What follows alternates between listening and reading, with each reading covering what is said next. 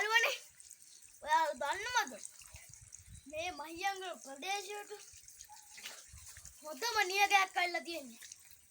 ඉතින් මේ නියගලට වතුර අපට රත්තරන් වයි. ඉතින් බලන්න මම මේ නාන වතුර පැල කීයකට යනවද බලන්න. මේ බලන්න.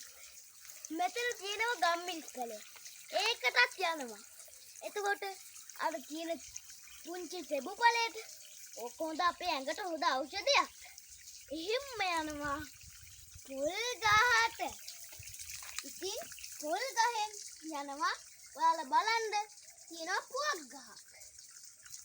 ඒ පුවක් ගහ ළඟම තියෙනවා ගම්මිරිස් පැලයක්. ඉතින් මේ පැත්තට වෙලා බලන්න පොඩ්ඩක්. තියෙනවා කොස් පැලයක්. මෙන්න බලන්න.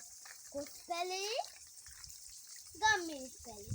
ඉතින් මං හැදුවා ඒ ටිකත් අරහෙට වෙන්න.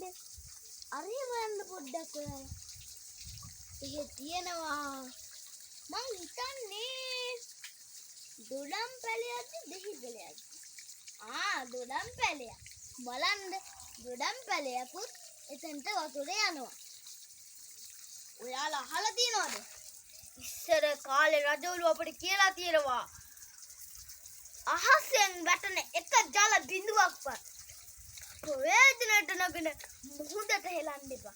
දැන් මම මේ ටිකෙන් මම මේ නාන වතුරෙන් ප්‍රයෝජනයක් ගත්තනේ.